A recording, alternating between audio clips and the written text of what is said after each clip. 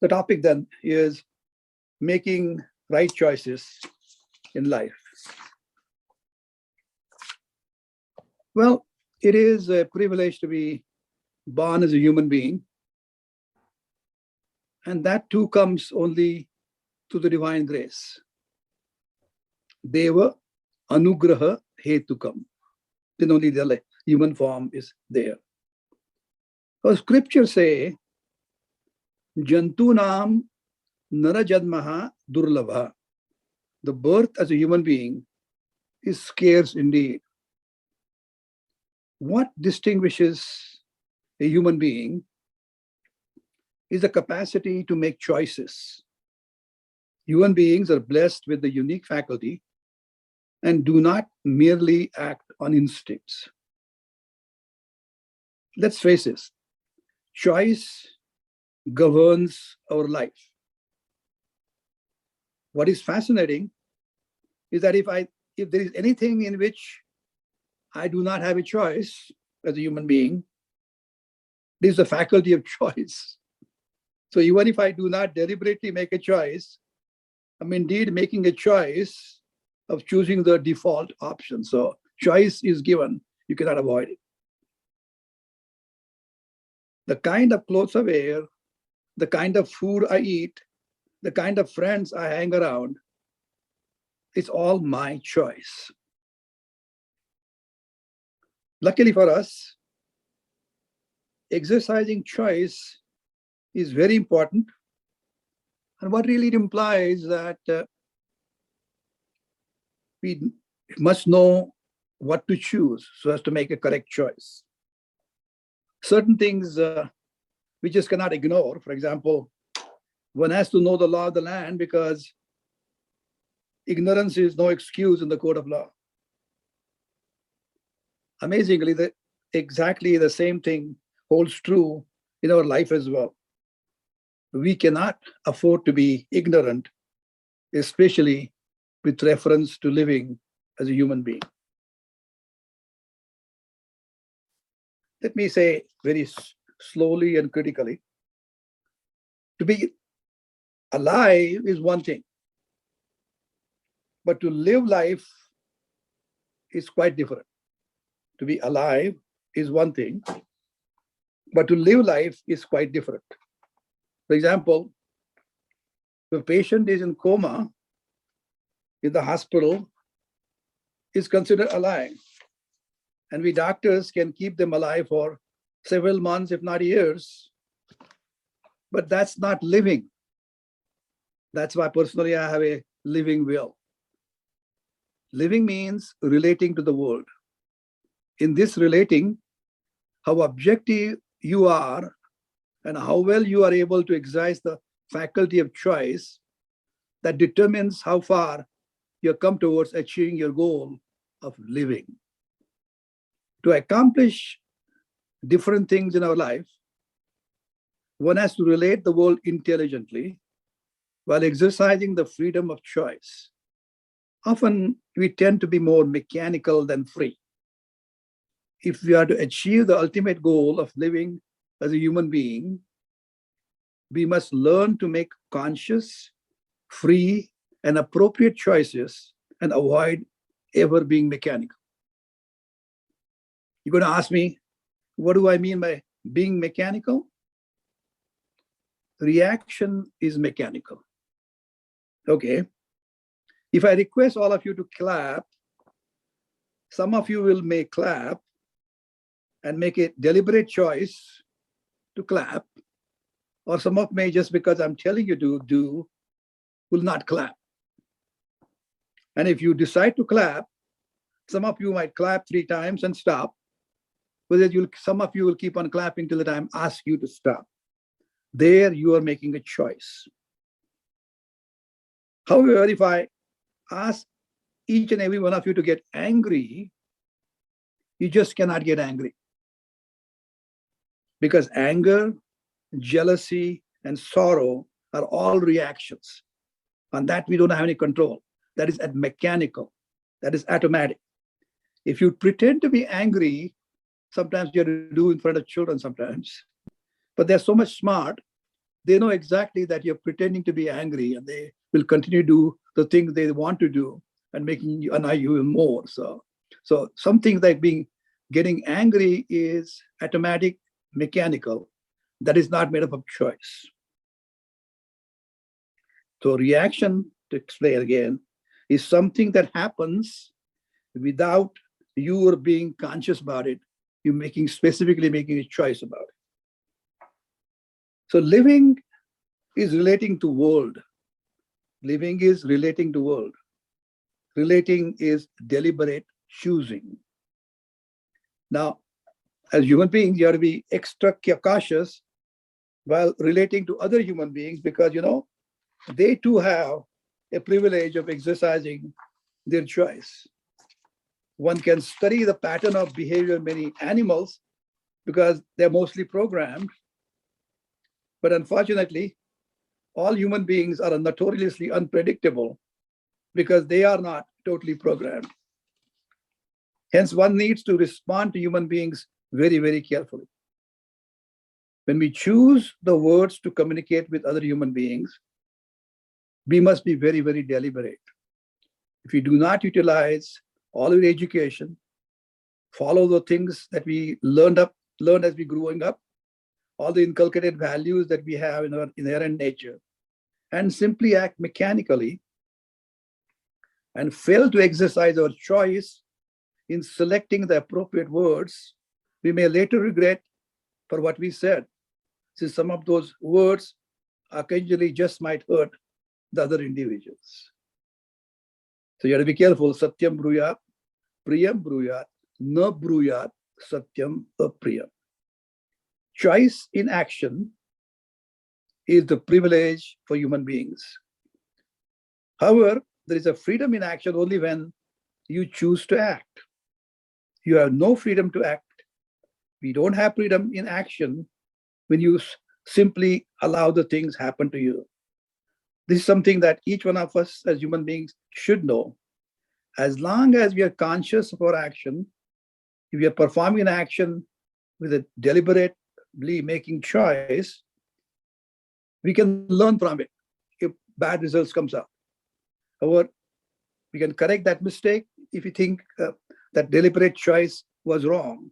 However, if it is just a reaction and we act mechanically, we just cannot learn from the experience and the outcome that comes out, that interaction. What we call universal values or attitude stem from our conscious living. We deliberately make a choice to preach and practice non-violence because we do not want to be hurt. We insist on telling the truth because we do not want to hear lies or these days so-called alternate facts. This capacity to choose makes us a privileged living being. This God-given choice becomes a blessing only when we consciously use it, and a curse if you misuse it or abuse it. Right living comes through careful observations, proper perceptions, our grounding in universal values of righteous living. What is righteous living? Yamas and niyamas, do's and don'ts, restraints and observances. So what are the yamas? I'm not going to go in detail, but ahimsa, satya, asteya, brahmacharya, aparigraha, yamaha. That's what Panigri says. So, and niyamas are basically what? Niyamas are shaucha, santosha, tapa, swadhyaya, ishvara, pranidhadani, niyamaha. That means all these purity, contentment, austerity, study, surrender to God, these are the niyamas. And non-violence, truthfulness, honesty, non-stealing, control of sense organs, and non-possessiveness are the yamas. And in addition, we have to stay away from our personal biases and 6 human shortcomings: kama, krodha, lobha, moha, mada, matsarya. Overwhelming attachment is kama. Anger, krodha, lobh, greed, delusion, moha, arrogance, mother, and of course, jealousy, matsarya. So one has to examine our daily life to see if we are employing our conscious choice while talking or interacting with other individuals. The ideal way to live as a human being is to stay in the company of those individuals who do maintain high moral behavior and ethical lifestyle. Of course, you're indeed having a difficulty making a choice. If you still have a difficulty making choice, you can always consult someone, but the question arises, who is that someone? The best answer to that question is given in Taittiriya Upanishad, section 11. The teacher is, having taught Vedas to his students over the years, is giving specific instructions to them at the time of graduation. I shall restrict myself only to that portion of instructions which pertain to today's topic of making choices. The teacher is telling, Yani anavadyani karmani tani sevitamvyani no itarani.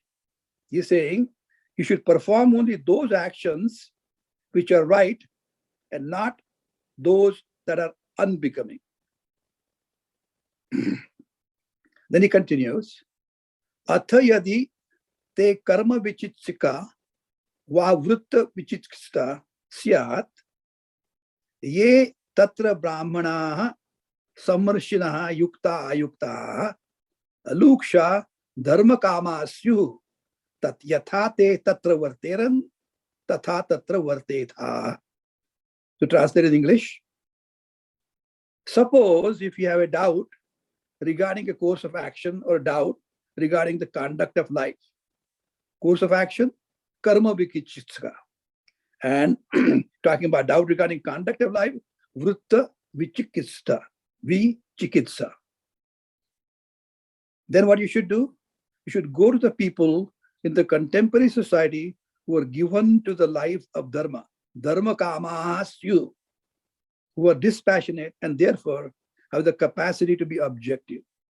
Go to them and follow their advice till you gain an understanding and maturity to make proper choices on your own.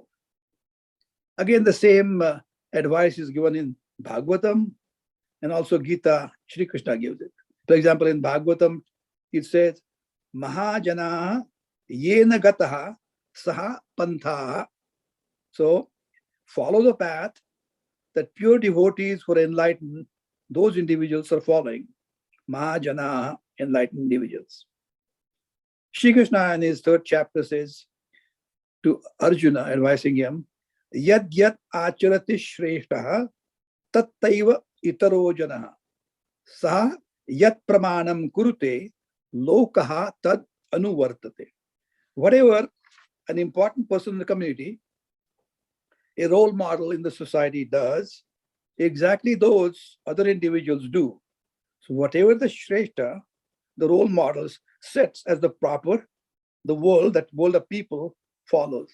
Such a role model sets the standards by the way he lives and by the way he acts and reacts to the variety of situations he encounters in the day-to-day life.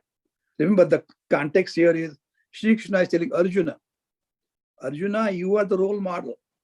Whatever you will do, that will have far-fetching consequences.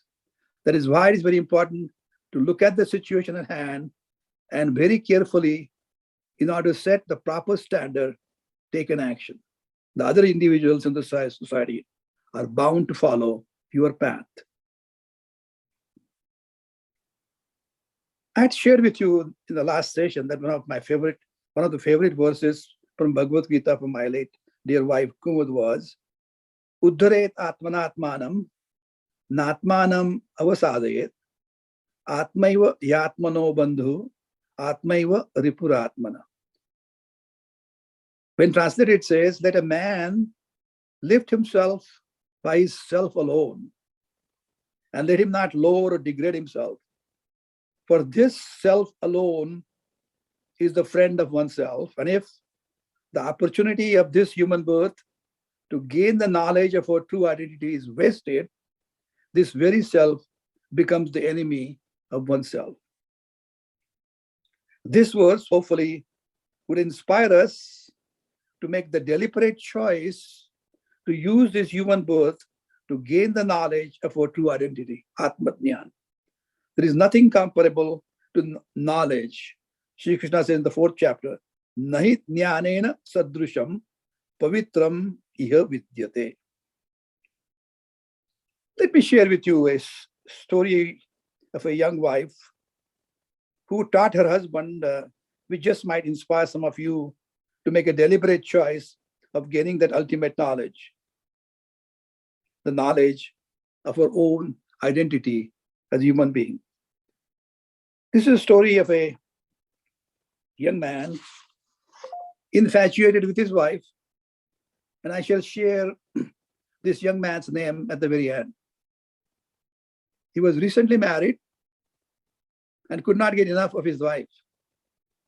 After a few months, as is usually the custom in India, his wife returned back to her parental home to relax and recharge, having worked very, very hard in her new home after her marriage so as to impress everybody in the family. After she left for parents' home, this young man became very restless. He didn't want to be separated from his wife even for a day. It was monsoon, month was Shravan. It was raining all through the day. In the evening, it became dark. Night was stormy. And rains continued and became even more heavy. He was living on the banks of Ganges, and of course, Ganges started overflowing. It was impossible to get across the Ganges even with a boat. But this guy did not want to stay from his wife Ratnavali even for one night. So he decided to go across the Ganges himself. And as he went to the bank, he saw what he thought a log of wood, and he jumped for it, held onto it, and somehow managed to get across to the other side of the Ganges, where the banks were lit with light. What he saw when he arrived on the other side was the wooden log that he was holding on to was nothing else than a dead body, dead human body with the face down, and he thought he was holding on to the wooden log. He had a funny feeling in his body, but what he did was he shrugged his shoulder because he wanted to see his wife, and he ran hurriedly towards the in-laws' home. After he reached there, it was night, it was dark, house was dark. Of course, then he realized that he had arrived there without being invited as the son-in-law. And he saw only light in one room through the window. And luckily, he was excited to see there was a rope hanging from that window. He jumped for that rope, pulled himself right up, got into her room, and to surprise Ratnavali, when he got in the room, both Ratnavali and this young man realized that the rope that he was holding on to come in the room was not a rope, but indeed was a long snake. But of course, Ratnavali was just as overjoyed to see him as he was overjoyed to see her. Then he shared all the things, all his challenging journey. And she was truly amazed. She was truly touched with amazing love and a commitment to her. But Ratnavali was very pious, knowledgeable, and perhaps better towards the enlightenment than this young man was. She had utmost faith and deep devotion, Shraddha Bhakti, for Lord Rama. She said, I truly appreciate your love for me. I admire the way you overcame all the challenges you faced just to come here to see me, meet me. I was just wondering, what if you had as much love for Lord Rama as you love this body of mine, which is made up simply of flesh and bones? At this very time, it stopped raining. And so did the raging storm in the young man's mind. Ratnavali's comment, her gentle taunt, found its mark. This carnal man was totally decimated. His mental makeup changed dramatically. What resulted then was the emergence of an unwavering devotee of Lord Rama. This young man, Gosen Tulsi, now became a changed human being, later got to be known as Santa Tulsidas, the author of Tulsi Ramayana. Hopefully, this story inspires us all to be a true devotee who makes the choice to seek out our true identity in this human existence. In case you agree with my suggestion, I can share with you a rough outline that you might achieve that goal. That's exactly the outline both Kubud and myself followed all our life, and we feel blessed. We started performing heartfelt prayers on the regular basis as a first step. We prayed for at least half an hour every day, more often than not, twice a day. It's funny, even when we were very active in medical practice, what I would do and so would she, as soon as we got in the car, and of course it was done after we had taken a shower in the morning and did the prayers at home, and I would continue to pray till the time I arrived at my hospital. It would take about 25, 30 minutes to do. The perfect timing to sing the prayers. And by the time you arrived at the hospital or place of work, your mind was quiet and not distracted with anything else. And once you start doing it, it becomes an automatic for you. As soon as you get in the car, you start praying.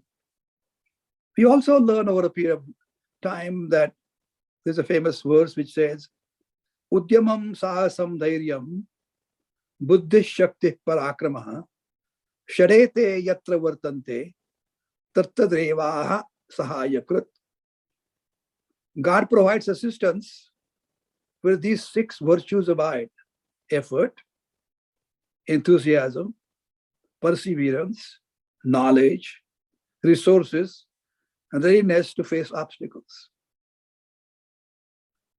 When we talk about efforts, we all of us agree that we have to do regular and heartfelt prayers. So we have to make necessary efforts, without which there is no hope of accomplishing any goal. So even if you're running a marathon, you still have to take the first step first. You have to make efforts. Sahasam is enthusiasm. Anybody can set a certain goal, but unless we have the discipline to do regular prayers on a regular basis, no excuse, no or in if buts. You have to be consistent, and you have to maintain a passionate enthusiasm to perform those prayers. You cannot achieve and reach that ultimate goal. You need courage and perseverance. It does take a lot of time to undertake and follow through the task.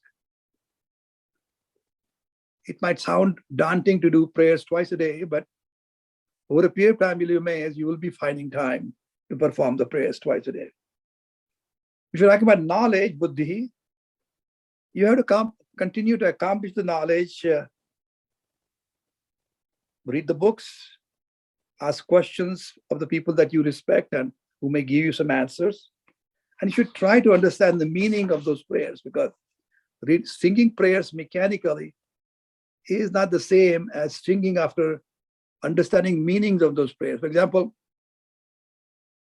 if you have a beautiful flower in front of you, it looks very attractive and beautiful. But if that flower has a bouquet along with, then seeing that beautiful flower and smelling the bouquet as well, it makes it more enjoyable.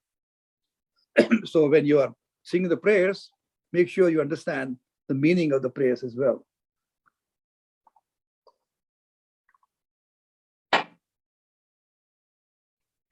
You also need resources. You have to have certain books And we thank God, our Hindu philosophy has given so many books which are available both in English and the native languages, Upanishads, Gita, Ramayana, and the commentaries on these various books, discourses that we do here, or discourses of many other scholars that you can hear on YouTube. This is how you use the resources appropriately. But again, you have to set a time, discipline, half an hour a day, go to read, make sure you do it. Finally, the readiness to face the obstacles. The thing is, in your life, you're going to face all the obstacles, like we've been facing for the last couple of years, this coronavirus pandemic. Sure, there'll be a temporary setback, but doesn't mean that you give up your ultimate goal. So make sure you go through the challenges, face them, and overcome them. And perhaps the most important factor, which we have not discussed so far, and all rishis and sages have pointed out, is Daivam, God's grace. Now, people might call that a chance or a luck, but the Daivam is grace of God. And how can we invoke that Daivam? It can be invoked only by living righteously, as I mentioned. Pray regularly the deity of your own heart with absolute faith and utmost devotion, not mechanical, really with the meaning behind it. What do you mean by bhakti? Bhakti means unwavering devotion to God under any circumstances, even when the things are falling apart, such as times when our temple was vandalized in 2006, or even when somebody loses one's own spouse. Shraddha means having utmost confidence and intense sincerity to pursue the God, longing to reach that goal with a positive outlook towards life, with a mind that retains no negative thoughts whatsoever. Such attitudes indeed allow us to see and experience the invisible Brahman, believe the incredible, and unquestionably regain that knowledge of our true identity that was previously considered as impossible. When you succeed to reach the deep state of samadhi on the regular basis during meditation, you'll be able to confirm exactly this for yourself. Both Kumud and myself have been consistently doing that all our life, latter part. Such grace easily descends upon us, easily in the most trying times, or while in the crisis, especially if the individual has been regular in the daily prayers. More often than not, it is impossible for us to decipher whys or wherefores of many happenings in our life. But all the same, favorability of these divine laws is extremely important for the success of our experience. For that, we must pray to that Ishvara who is always in control of all the laws of nature. Prayers to Ishvara or God with different names or in different languages and from individuals from different faiths reach exactly the same God. What do you mean by prayer? I've been saying all the time.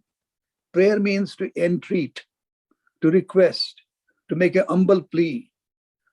There is humility in the prayer. It involves a keen awareness and acceptance of one's own limitations, as well as the greatness of God. In the prayer, there's a trust and a conviction that not only Ishvara is omnipotent and therefore capable of giving anything, but Ishvara is also merciful. Anything is possible with His grace. Heartfelt prayer invokes that grace. Just trust me, both Kumud and myself have enjoyed it so many times all our life. Well, you might ask, God should be equally kind to all. Are not all of us God's children? Then why should Ishvara shower grace only upon one and not on another one? Is God is a partial one? No. God is not partial.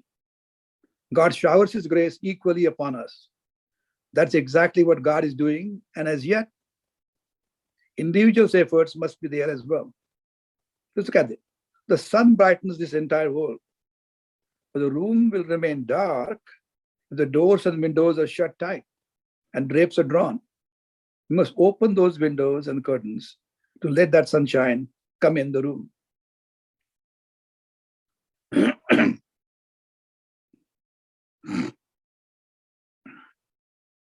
The warmth of the fire is always there, but one has to approach the fire in order to stay warm.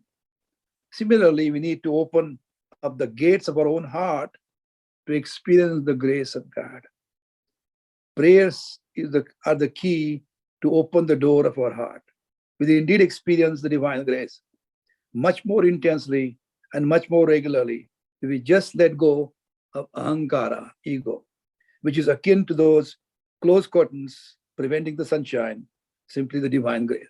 For example, when Professor Ambachan asked me to discuss this topic, this is exactly what both of us had in our mind.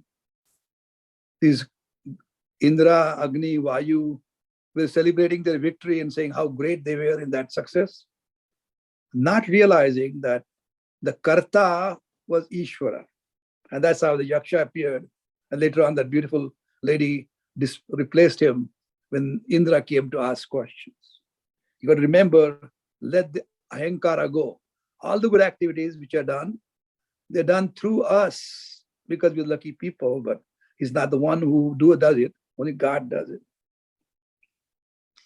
Well, you might ask, if Ishvara is omniscient and knows everything, what is the need for anyone to ask anything anyway? You should know better.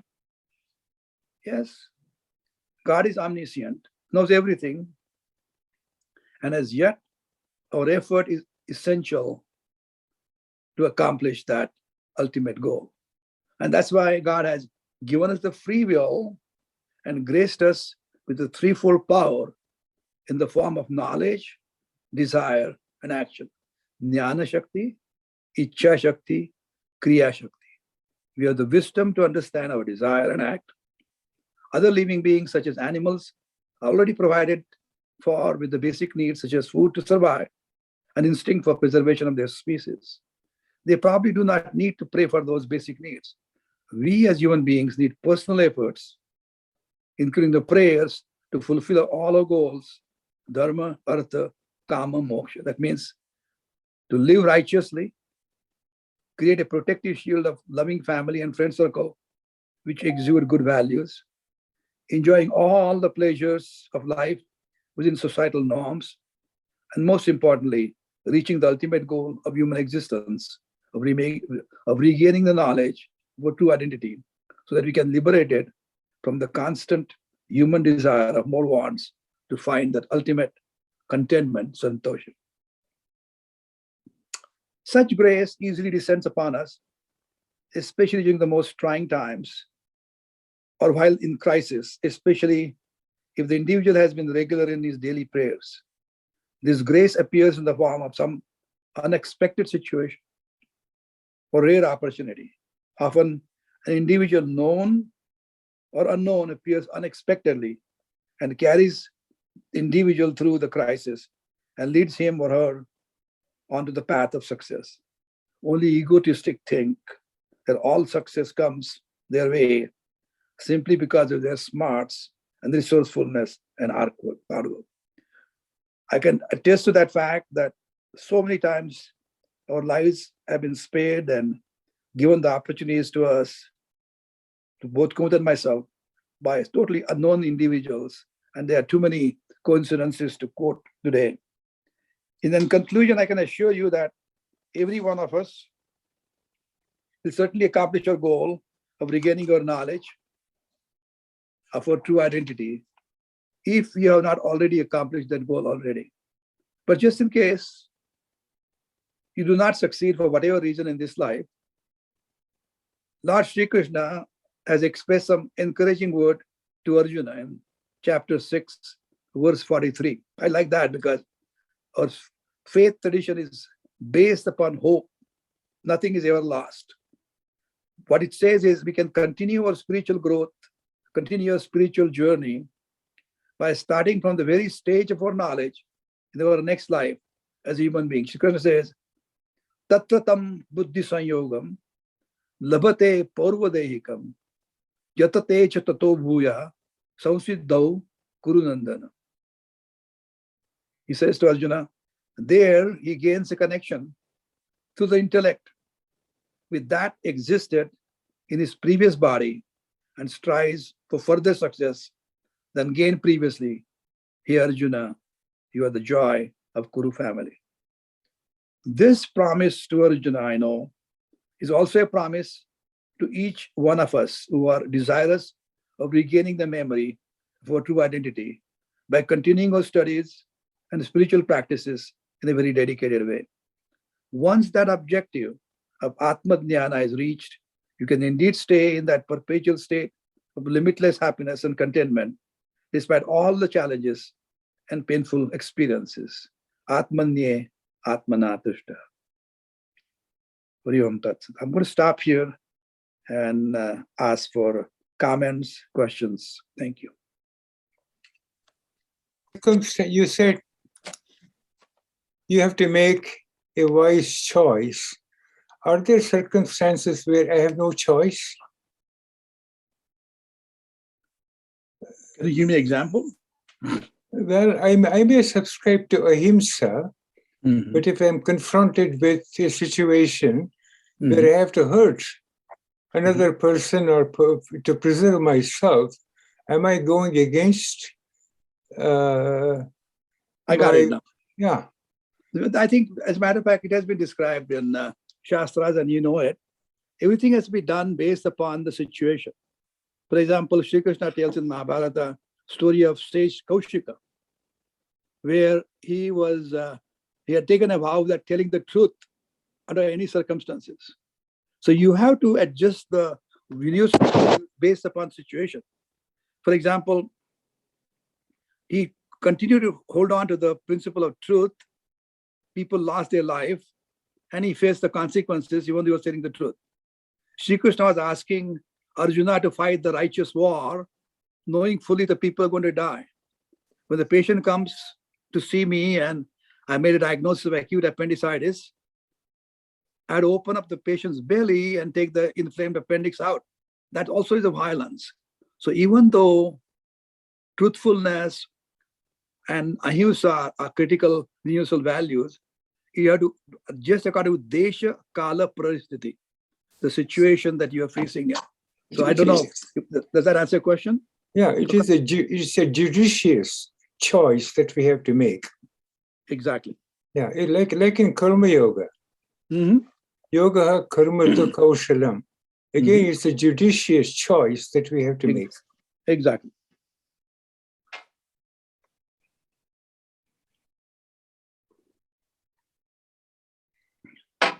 Any other questions or comments? Well, the question that comes to my mind has to do with unconscious influences on our decision making. I think there are many, many, many of those. They are influenced by the way we were brought up, for example, whether it's in the family or a culture. And I find it hard to suppose that we can distance ourselves from those so much that we can make somehow either rational choices or choices based on teachings, because very often the foundation of our choices is not known to us. So we can't step away from it because we don't know it's there. Is that I can't see your face, John? Yes. Okay. I know you're not put video on, so whatever it is. Oh, it's on. I see myself. For something like I don't see the. Okay, now I can. That's better. Thank you. Well, the thing is, you're right. I think we start with that as a starting point, and maybe family tradition that you're referring to. But when you follow that family tradition and face the consequences of that situation, whatever decision you made, then there's nothing wrong in changing them. Just because you have a family tradition doesn't mean it has to be held on to if it is not practical in the 21st century. I don't know if I'm answering your specific comment or not. No, it actually doesn't. What concerns me is the built-in assumptions about the nature of a situation that we are confronting, of which we are not aware. No, so a common example is confirmation bias, right? We talk about confirmation bias all the time. We have a perspective on the world, and we are automatically drawn to those events, pieces of evidence that align with what we already believe. And we often are not aware that that is what we are doing. I see your point, but I can only make one brief comment, is that then if you're doing that way, you are reacting. That means you're just following what is there. Yeah, exactly. But you don't know that you're reacting. But then that's why you have to get as many sources you possibly can to collect the data. So unfortunately, we have too many data available in the news media. So it is difficult to discern as to which is correct and which is alternate fact. But again, it's the process of staying in the company of good people who seem to be doing the right choices and showing the outcomes out of that.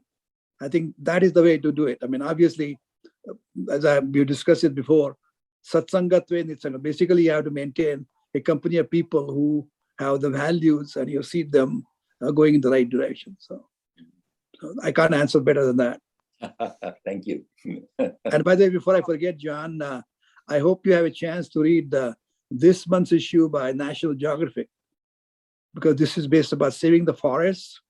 And you're talking about you being involved in the trees. I think that you'll love that particular issue of National Geographic this month. Thank you. I will look for it. Bala, Anandi, good to see you. Audio. Yes. When you said there's a Icha Shakti, Jnana Shakti, Kriya Shakti, that really resonates with one of the line in Lalita Sahasranam. We associate that Ti with Durga, Saraswati, Lakshmi. And so when I think of that, when I say that sentence, or recite that sentence, I always feel that the decisions that are made are already made for you by these devis.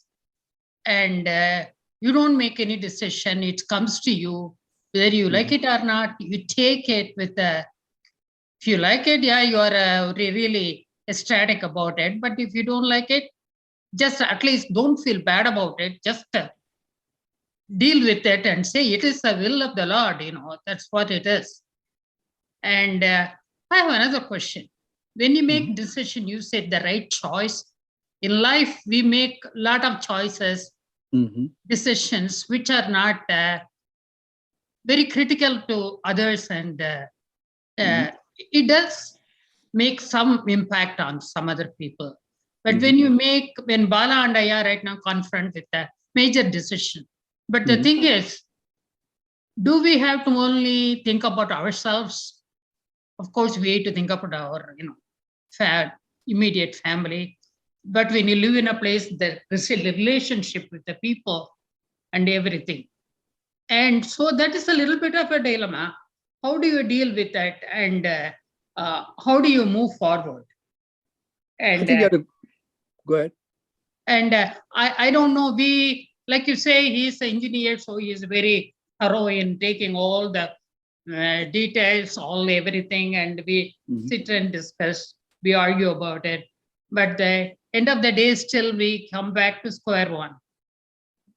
How do we decide? And so I pray for, it's your decision, just do it, whatever you give us, we take it, that's it. So how do you go about dealing with something about it without feeling guilty about it? That's my. I really can't answer how to deal with Bala because it's a challenge, I know. But what I'm saying is this, is that you have to make a choice. And then if your choice turns out to be inappropriate because of the outcome, then because you have made a deliberate choice, you can always rectify it, modify. But you cannot let the things happen to you because you have not made the choice. So I personally strongly believe that you make the choice. And if you have done the choice, the blessings will come to you if the choice is correct. If the choice is not correct, then it will be forcing you to change that choice and go in different direction. But the thing is, the deities you're talking about, Shakti, they are always supporting you, guiding you, directing you. But ultimate choice, you have to make it. Ichha Shakti, Jnana Shakti. Based upon the Jnana you have to think, desire what you want to do, and then act out that way. So that is in our hand. We make choices. There's nothing wrong in making a so-called wrong choice because the reaction is not good. But then you know what you did. You know what the outcome was. You need to change the choice. That's okay because it was deliberate and you know where the things went wrong. You can correct it. So there's no question about it. If you don't make the choice, that's what I'm emphasizing early part of the discussion, then the things happen to you. That's not living. You have to make choices, face the consequence. Nothing wrong with it. So I think I would make a decision, make a choice, see the outcome, and modify if needed to be. So you have to make a choice. I strongly believe because when you decided to come to this country also was a deliberate choice. Yeah. The thing is, it was not easy. And you could have gone back if you wanted to because you had that option. You could have corrected it, but you thought that choice that you made was ultimately good for you and your family. So you have to make a choice. Unless you make a choice, you're not able to accomplish anything. Otherwise, things happen to you. Yeah. Thank you. Anil, any questions, comments? No questions, doctor, but what you are told in 45 minutes is your lifelong devotion and discipline, what you have done. And that is the outcome of this today's lecture. I will remember that because so many things I experienced on my own also over the last 26 years. After coming here, as you said, just now you said that you could have gone back also, it would have happened something else. But now I feel that whatever choices I have done or decisions I have taken, they were supported by him. That is why the results are correct. And I am contented because of that. Thank you, Doctor. It's a pleasure. The point, as a matter of fact, I can tell you from my personal life, I had a huge practice as a radiologist in Bombay. I made oodles of money there, but I had no life in a sense that I worked from morning 7 till 9 o'clock at night every day, except on Sundays when I came at 4 o'clock in the evening. The most important is all the time was spent in traveling and going to different hospitals, seeing the patients and doing mechanical things. But I did not have time to remain top on my medical profession by reading journals and magazines, doing the research, and most importantly, dedicating my time to spiritual practice, which is the most important part in human existence. But again, having made that concrete decision of staying in this country, because I came only to get education first, that allowed me to advance my spiritual studies, which I started as a youngster at the age of 8. But again, once I got in the profession, had to stay away from it because that's how the medical practice in India is. But again, you made a deliberate choice, Anandi, then found out the outcome was better in the direction I wanted to go in my life, and so was true for Kumud. And then we stayed and then advanced our studies. It is not a process that overnight, it's not an instant coffee or instant success that happens. It's a long process. That's why the God has given us so many years to live and so many lives to live in case the need be. So I'm never negative about it. The thing is, I accept the fact and my life, just like 643, I mentioned to you, Purvodayikam, this is not my first life. I know I had to come back the second time around to feel satisfied this time. So I think it takes time and that's perfectly okay. You have in baseball, they got 3 strikes before you're out, right? So you don't have to worry about trying to connect the ball the first time. But again, it's not a question of once you're out, you're out. No, you have enough choices. It's a hopeful faith. We feel so good. But Bala, you haven't said anything to counteract what Anand said. I thank you for a very enlightening talk today. I just want to do a follow-up on Dr. Palka's question. Okay. Not very closely aligned, but I think aligned enough. Uh-huh. You know, in contemporary world, the things that you look around, what used to be and what used to be accepted as a norm is not the norm anymore. Norms are different, and one can argue the right and wrong till they're blue in the face. So that puts a dilemma, or that creates a dilemma in people's mind in terms of what your choices are. And you know, you look at inwardly, you look at all the things that you've learned over the years to come up with something that would, you know, satisfy your conscience and that you're making a right decision. Mhm. But with all the media hype and all these things that you're exposed to in today's world, Mhm. I think it's a little difficult in some situations to say whether you made the right choice. I mean, it's a choice that you made, whether it's right or wrong, or whether you should have done different. You have little regrets, I think, after you make the choice. Just a comment. A good comment. The point is at the same time, Bala, very good comment. But what is the purpose of human life? And if your choice has fulfilled the mission as a human being, then that choice was okay. And whatever the other thing was there, like separating the shaft from the grain itself. So that's a part of it. So we have made the decisions. We were involved in material pleasures. We enjoyed them and realized that is not the most satisfying part. But I'm so proud of the younger generation, honestly. They understand the values of maintaining the piety of our earth. They're doing everything to make sure the environment is protected. They're making sure that all the plants are taken care of. I mean, younger generation is so much ahead.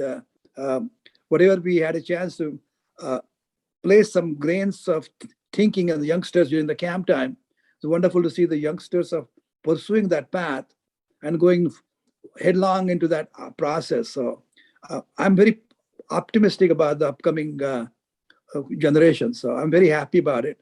I think we were kind of sidetracked because the attraction to material world, the way we were brought up in the colonial times, our understanding about satisfaction, happiness was not good. But I think having had the opportunity to be in this country where we had a time to think and go back to a rich heritage and culture and the teachings, I think that we have come back to the correct path that we should pursue. So, and in that regard, I must say that I'm very, very happy with younger generation.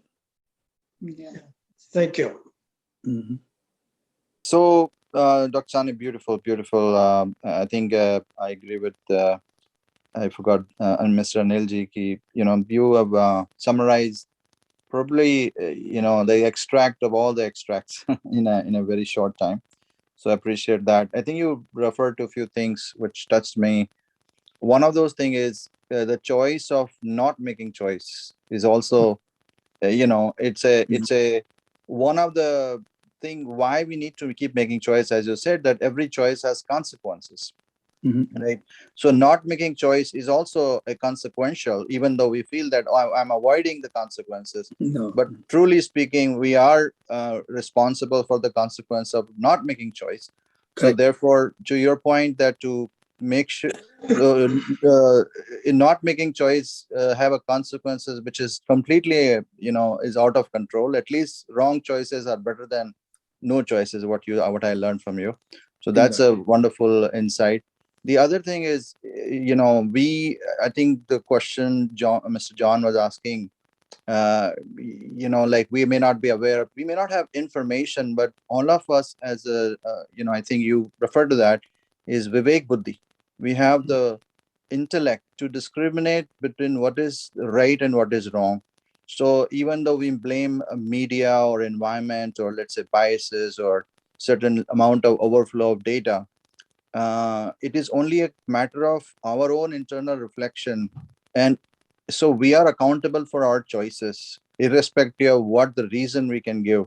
So we always have enough wisdom available to discriminate between what is good for us and what is good for our highest good, and what is for the good of the society, and what is not good for us. And if we make a wrong choice at times, that same consciousness will eventually correct us. As per you, what I heard is over time you will get it right, as long as you keep referring to that Vivek Buddhi.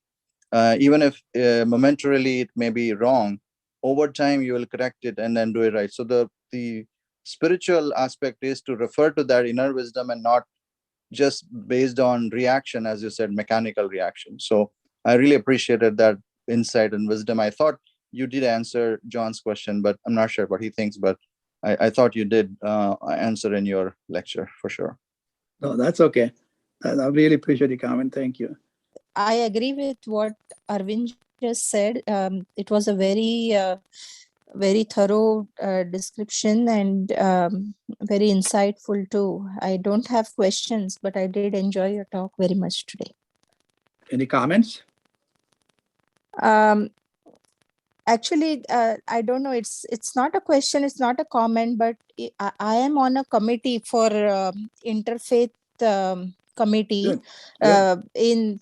For that, one of my good friends here had established, and it's the 25th year this year, and I have been part of it for easily 20 years now. And they met for the first time. They usually on October 2nd have this meeting where they invite speakers from different faiths to speak on the relevant topics. And as we were thinking of what topic to choose this year, we were thinking about the Ukraine crisis, and the discussion came up that it's a very tricky situation that India is in right now. A nation that is founded on the principles of non-violence is actually supporting Russia, which is the aggressor this time in this conflict. So, I mean, when you make these decisions, whether you stick to your principles that the nation is founded on, or the reality of today's practicality of which nation has been your friend and supporter in the long term and in going forward too, whether you leave the company of an ally for the principle that you're based on. So what would be the right decision? I don't know. We can't decide in these situations. I think it's difficult to discuss because we don't have all the facts. But I think it was interesting. There was a discussion at the ministerial level. The defense minister and the foreign minister of United States and India got together, and they were discussing that very carefully. So there is an understanding on the part of American government as to why Indian government is being slow about it. At the same time, they understand the value of non-violence, and they are doing everything through the process of communicating to Russians and getting a dialogue going. But again, we, all of us who are not in the position of power, do not have all the facts. True. So it's a challenging thing, but I think the discussions are going on behind the fact. I mean, that's what my inside information is. Okay. I agree with you what you're saying, but it's a slow process. There are certain things in life, Madhavi, you have to go through, prarabdha, and there are certain things on which we don't have control, some things we do not have control on. But I think it will work out in due course of time. Yeah. They are not given a value of non-violence or protecting their life, no question. Yeah.